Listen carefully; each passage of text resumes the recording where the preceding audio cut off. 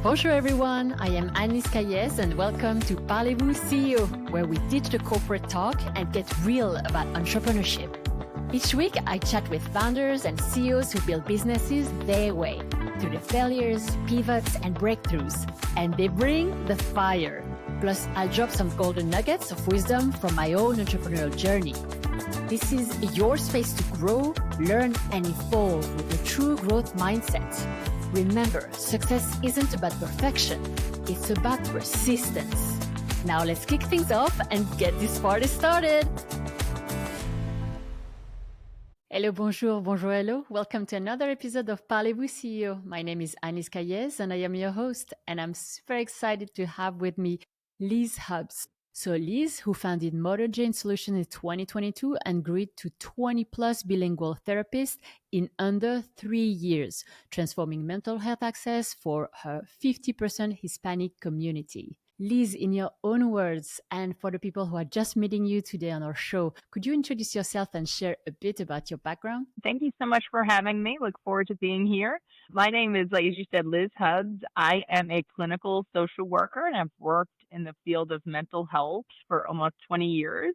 I also worked in higher education. I have a doctorate in education leadership, as well as a master's degree in social work, a bachelor's degree in psychology, and a clinical licensure. I have had the opportunity to work in different spaces of mental health, community health, inpatient mental health with insurance companies, and additionally have been able to work in training and helping to grow new professionals in the field. And so kind of my hybrid background is what led me a few years ago, as you shared, to open Modern Jane Solutions, where I get the opportunity to do both and to help build that in our community. Amazing. And thanks for sharing, Liz. So something I want to ask you about, you went from 0 to 20 therapists in under 3 years with almost no marketing. How did you grow that fast? Yeah, that's a great question. And so I would say a pinnacle of that is relationships. Having gotten started with this business when we did, I had for years been growing relationships, not with any particular intent. Some of that is just my natural personality and some of the position I was in this community. But I believe the focus on people, even in this instance, team members, not necessarily even clients, because of course that's a focus. But in this instance, growing our team, really having strong relationships help to do so profoundly. That's what has piqued interest in people wanting to be part of this team, is feeling the connection and having some pre-existing relationships. So that's helped profoundly in having people want to join. The other piece I would add that kind of speaks to our growth in that time is how I view treating our team. It's really, really important to me that people feel supported in this field. The field of mental health, like many other medical fields and other fields in general, any kind of helping profession is a very high stress industry, which often leads to high burnout and high turnover. And the reality is money is only a piece of that. People leave for other reasons besides salary, and people stay for other reasons. And so I've always seen those gaps and deficits. And so that's been based on my background and being able to work with people in so many different ways. It's always been a top priority that people who work here and are serving in this, capacity in this role feel supported. I would say the work is going to be hard. We can't change that. Working in the field of mental health is difficult, but we can make it better by being the support. And so we've navigated our internal systems where we have different layers of support and mentorship and guidance, and people realizing they have access to that kind of support at any time. And that's really truthfully kind of lacking in a lot of spaces in this field. And so that's been a top priority. And that's what kept our turnover incredibly low. We've actually had nobody actually leave the team in those 3 years. We've only grown, which is kind of pretty atypical in this industry. And so the relationships and then treating people well, listening, receiving feedback, and helping to start processes that encourage people to feel part of the team and that their voice matters and that they're cared about has profoundly helped not just grow the team, but maintain the healthiness of our team in general. And in regards to your team, you're in a 50% Hispanic community and you made 14 out of 20 therapists bilingual. Was that always the plan, or did you discover it along the way? Things. I've been in this community where we are for years, I've always been very aware of the lack of a bilingual or Spanish speaking therapist available for our community. So that the gap is something I've been very aware of.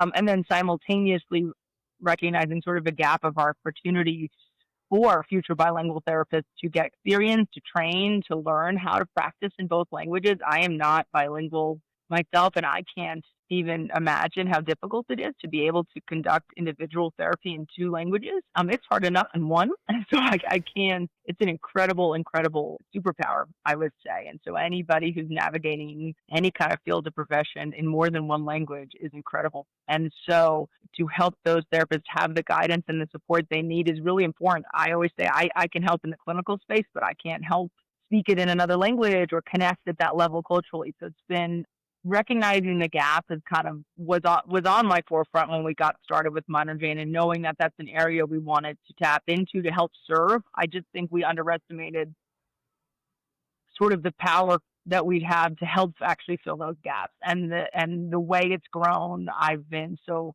kind of happily blown away in that way, that knowing we could do good work, but realizing we're having an even stronger impact has been awesome. And so we've been able to sort of build naturally with, like you shared, up to about 20 people on the team, and 14 being bilingual in English and Spanish is incredible when we think about the impact that has when working with individuals and families and even the community. We're able to do trainings in both languages. Our social media, when we're rolling out content, videos are in both languages. And so I believe that's helped profoundly. And like I said, I knew we'd be able to help fill gaps. We knew the gaps were there, but I think we're realizing how much we're able to and how that's growing healthily in that way with both team members and also the clients that come to see us. And so, Liz, you speak of systematized processes and excellent customer service as one of your differentiators. What does that actually look like in a mental health practice? And previously, but kind of pulling from the experience I've had in the field, recognizing where there were sort of opportunities for growth and some areas that were pretty limited in typical mental health settings, and whether that's access, even something like getting a call back when you reach out for an appointment or being able to communicate with your provider. Those are typically experiences we expect in more traditional medical settings, whether that's a primary care or even a pediatrician. We typically expect we call and there's a phone back. Call back, or you go to the office and there's a receptionist sitting there, and paperwork being online these days, which would be total, expected. That's just it's not been really fully implemented in the mental health field at large. It's a lot of times single, solo providers navigating. Those kind of areas of access were top priority for us when we were getting started. And that's kind of where the modern Jane came from, of how do we help apply what sort of we know works and is effective largely from a process system standpoint, and then applied in this setting. And so by doing so, one of our top goals early on was identifying an electronic record system that could navigate scheduling, HIPAA compliant communication across with clients, with therapists. So we early on adopted the utilization of that system. Simultaneously, we've navigated that in our other systems. And so by doing so, that increased access for people when they reach out. We're able to communicate per HIPAA compliance over the phone or text. And again, that's not something that's been necessarily applied. So that's helped profoundly with engagement, with access. And so our phone system, our communication systems, everything has adopted from really a process standpoint that it's streamlined. From there, outside of sort of the specific tools, is also me and one of our other team members who serves in a leadership standpoint. While we've been building the clinical team of therapists, it's been top priority that we're also ensuring that our operational team is strong. And so we have front-end coordinators that manage really more on scheduling and more traditional receptionist types. And then we also have back-end operations, which again, not necessarily always something that you see, but the idea of that is to help with data and processing and systems and reports. So how do we help recognize the flow of communication, billing, insurance, and these different pieces to help not just improve, maximize really, really excellent top quality customer services and client care, but also just internal processes, that things are streamlined and that they're smooth and that there's communication and that people understand what their roles are, people understand how they can help, and so we're not duplicating or things sort of getting lost in the midst of the service provision. Things. Is that what you had thought business would be like when you started your own practice? Great question. I think I think you speak to a great point that what did I envision? I kind of always had an idea early on. I'm feeling like maybe I would do private practice. That was something on my radar, but not really recognizing the extent and the opportunity that would kind of unravel once we got started. And I would admit, I mentioned early on, I have a doctorate in leadership. That's helped profoundly in the sense that I took classes without even really knowing that I would need them and that it would be helpful. And I'm really grateful for that. However, I don't think I know everything by any means, and nor would I ever want to. I want a strong team, feedback, insights. And so I've also really learned how to delegate well. Like, I'm not an expert on accounting. Well, we've outsourced and we have a great accountant that handles our books. Same thing with our insurance and billing. We have a team of experts who've been doing it for 30 years, right? So the idea of tapping into other people's knowledge and expertise I've always recognized the value in that, but I've really prioritized utilizing that so that I can navigate, well, where's my time best spent as the leader of this organization, and where are the other great strengths across our team, and being able to recognize that. As that didn't necessarily always know where we'd land or where we'd be here, but I want to learn and understand. I could say that I've grown in my leadership over these years through those areas of learning and asking and reflecting and realizing. We kind of say it all the time, but if it's not working, we talk through it and try something different, right? Not flippantly, but just intentionally. Like this idea of doing things just because, or this is the way it's always done, right? We really embrace ideas that are supportive and productive. So I would say all those pieces have helped me learn and grow into the role. And I would say there's always going to be things like that learn and grow. And I think strong leaders are always aware of that. It's always learning and growing. Otherwise, at that point, I say if you stop learning and growing, it's time for someone to retire, would be what I say regularly. And Liz, so you just launched Modern Jane Connects, a nonprofit to fund care for uninsured people. Why add a nonprofit on top of running a practice? Yeah, and so it's been something on the radar we've talked about really for the past year or two. We've just been able to kind of finally get it off the ground. And the idea is that, just like in our health, in any part of healthcare, there are gaps in coverage, there are gaps in options for people. And some of those are just more difficult to fill. Some people who have insurance may not be able to cover copays or other parts of it. And then there's some people who don't have any insurance, who don't have any coverage. And so pulling from one of our primary mission values is increasing access. And some of that is from a funding cost standpoint. And so some of the initial ideas around the nonprofit could be opportunity to raise awareness as well as funds that could help individuals receive mental health services that otherwise would not be able to due to cost or other limitations. And so that was some of the initial thinking, and realizing too, how does that help strengthen and broaden across our community? Because we work very closely with other providers, medical providers or medication providers, and gaps that someone might face here receiving therapy would face the same gaps if they needed to see, if it was a kid needing to see a pediatrician or if someone needed to see a psychiatrist for medication. And so the idea of the nonprofit is certainly to kind of think across our community and how can it help bring awareness and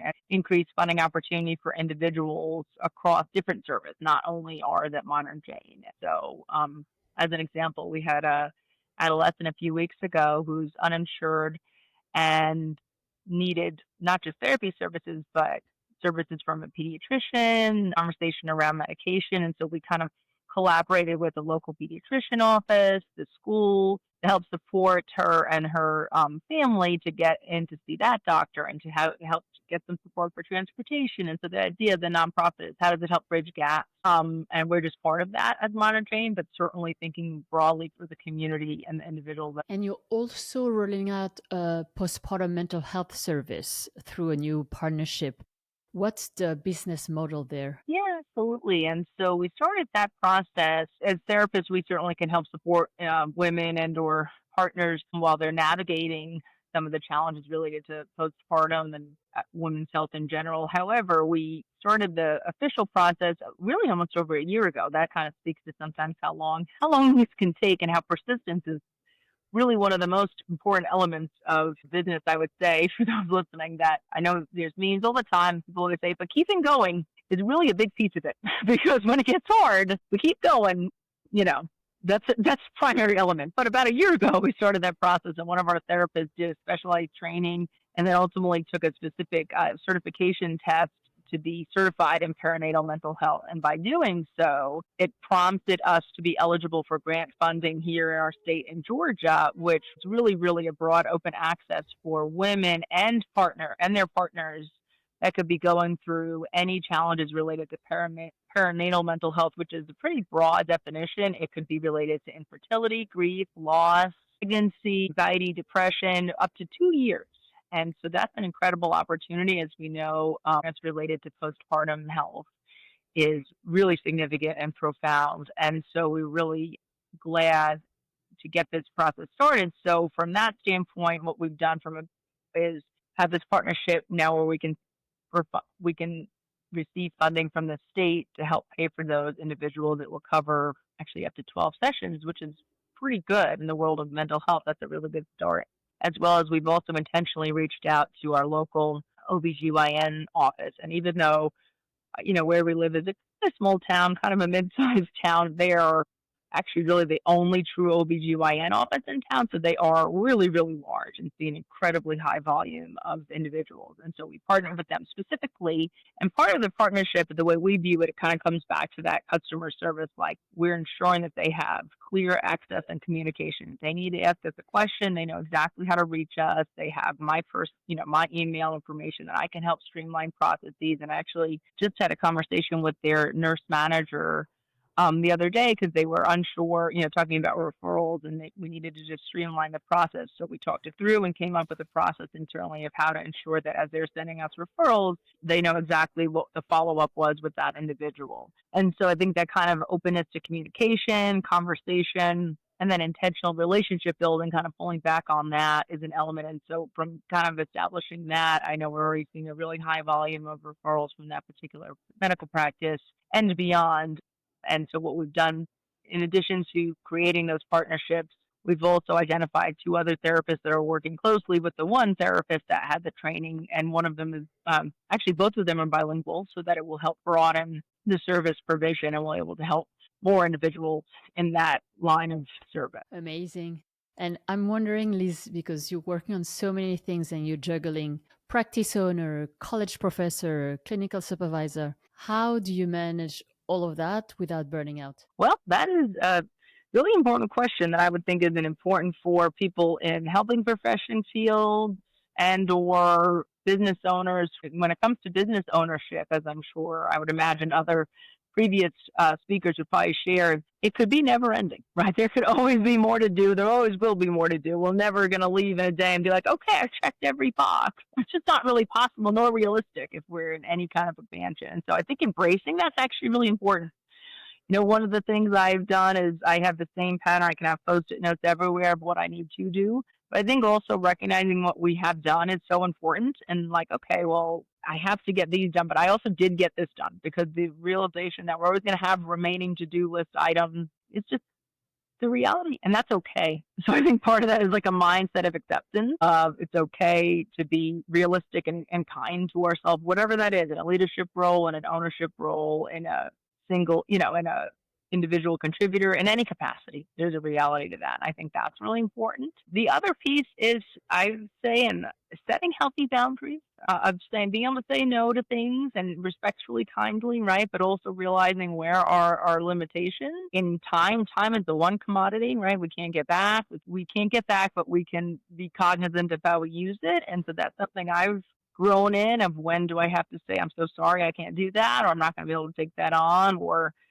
the timing of things. And I think that can be really hard to do, especially for people who are really high performing or high achieving, that the idea of there's more and we can do more, that's true. However, there's a cost to that. And if we don't want to burn out, learning how to say no healthily is important. And so that's something I've grown into and have been practicing. I think another piece is try to set up times that are sort of non-negotiable, business ownership, or just pure access to our email, to our systems 24/7, right? Makes it where we could work all day, every day. However, no matter what we tell ourselves when we do that, really that lends itself to burnout faster. So I have days where I just purposely, like, I'm not checking email, I'm not going to respond to things, and that's sort of my, what I call, like, non-negotiable time, right? And then there's times when I know I'm going to have to work late, or I know I have to get stuff done. But trying to be aware of when is that a choice versus just getting pulled into the all day, every day kind of feeling? Because that will absolutely burn us out and impact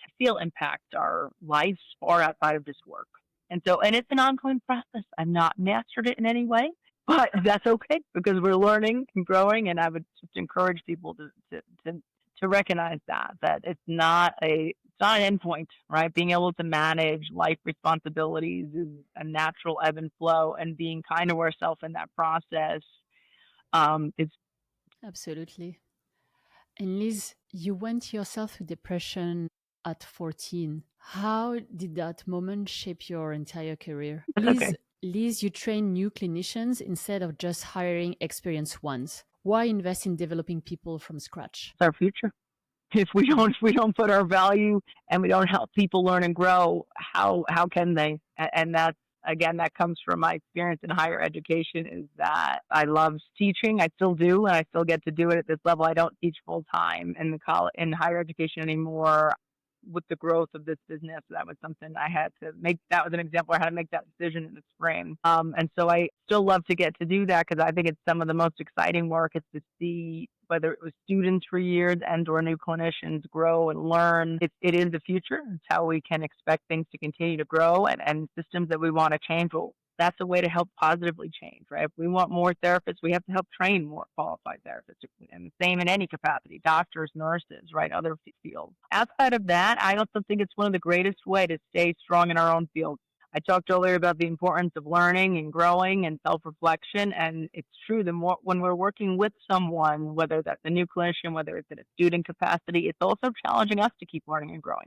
They're bringing new ways of thinking and fresh ideas, and that helps overall. I think that the balance is really important in any capacity. I would imagine another healthcare field, there's great value in having new professionals, having mid-level, having really experience, and we kind of naturally have a combination of that. I have some people on the team who do have years and years of experience. I have some who are brand new, some are a couple years in, and some of that was how things navigated, and a lot of it's intentional though, and I think that helps with the flow of the team. I think that helps with dynamics. I think it helps create a sense of or foster that in our team of learning and growing, and but also having the support and the experience there. So I think I believe there's a lot of value to it beyond just that we need to grow our future professionals, but I think it helps experienced professionals in the same way. And Liz, what lights you up about your career? What brings you the most joy and satisfaction? Well, in this field, we say a lot about helping others. So I'll try to expand upon that because that comes out really a lot. But I think having a profound, recognizing that we have an opportunity that really makes a difference. I mean, we could see close to 600 clients in a month. That's a lot. And that's in a couple of years we've had natural increase. And when I think about that, 600 human beings, that 600 individuals who are engaging in therapy that maybe wouldn't have had an opportunity otherwise. And so when I think about the impact that our service can have on individual people, right? And I see people when I walk through sitting in the waiting room or pulling in, and I hear some of the stories. It's that really strong reminder that we're doing something that on days feels tough, on days feels like, what kind of impact are we having? But the reality is, it is. And we always encourage newer professionals and myself too, always, is that it does make an impact. And sometimes it feels like it's small, but it's not. It's significant. People's lives being positively supported matters. And then I feel exactly that way about newer professionals. I have the same level of, like you said, energized feeling from supporting new professionals in the field, seeing them self-learn, seeing them self-grow in their confidence. That's one of my biggest areas of support, is to help. I always say, let them see themselves through my eyes, right? Like the belief I have in you, and helping others see that in themselves is, I think, one of the most energizing feelings too. And seeing them grow in confidence, grow in skills, and helping be a support to that is equally as energizing for me as it is working with clients directly. And Liz, if you had to share a piece of wisdom or advice to your 20-year-old self, what would you tell yourself? I think that has to say, believe that it's going to be okay. I think especially there's so much anxiety and unknowns and what could feel like pressure at times early on in careers that drives stress that can exacerbate burnout. And I think being able to reassure, especially I think of myself in that field, any newer professionals in any field, of to trust the process, trust themselves, seek guidance and support. It's great to have a mentor. It's great to have people in whatever your industry is that you can trust. It does not have to be inside of the business you work. It's probably actually better to have an external person and to see that, to get that for yourself, because it's even very tempting, I should say, early on to work ourselves so hard and to be so driven. And those are great strengths, but it's like we're running a marathon, not a race. And the more we can push ourselves, the more we lend ourselves to burnout in any field, not just high stress field. The other piece I would say is to be okay stepping out of the comfort zone. That's how we grow, and as cliche as that sounds, it's just true, right? If it's okay to take a step, it's okay to do something, that we don't have to follow what we think we need to do, that we can do what is best for us and whatever that looks like, and trusting now, because we'll get to a point in life in which we had done that. And so believing that early on, I think the more we can espouse that message for newer people in the field, the more people feel encouraged and empowered to make choices that are for them, not what they think they should do or need to do, or some version of that. I love that. And so, Liz, where can people find you, and what's coming up for Modern Jane? Yeah, so our website is www.modernjane.org. On there, we have an overview of our agency, of our services, bios for all of our team that we keep as updated as possible. We keep very updated. That's really important to us. And we have an Instagram handle, which is just Modern Jane. And then we have a Facebook page and a YouTube channel, which our internal marketing team has been working on, which has been exciting, that we've been able to roll out different videos and some content and some podcasts with some of the therapists internally. And so those are different ways. I think we have a TikTok too. I'll be honest, I'm not active on TikTok myself, but I think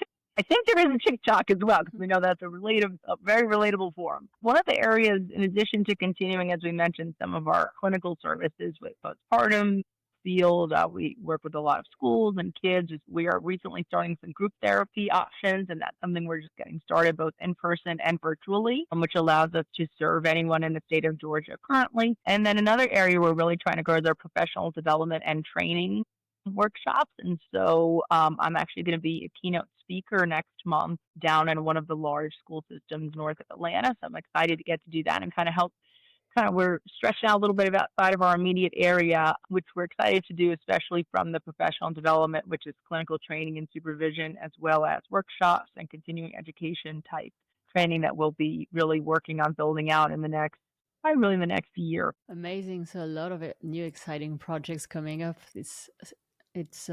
I love what you're building, and I find it truly inspiring. It was really a pleasure to have you on the show today, Liz. Thank you so much. I really appreciate the opportunity. Thank you for the great work you're doing also. It's really inspiring and exciting to be part of. Thank you, Liz. And that wraps up today's episode. My name is Anne-Lise Cailliez, and I can't wait to join you again next week. Thanks for listening to Parlez-Vous CEO today. If you enjoyed the show, leave a 5-star review. It helps us keep going. And connect with us on Instagram at Parlez-Vous CEO. I am Anne-Lise Cailliez, and I know some days are harder than others. On those tough days, think back to why you started. What you're doing today matters, even when you can't see the results yet. Ideas are great, but it's what you do with them that counts. Find everything we talked about today at parlezvousceo.com. See you next week, and you've got this.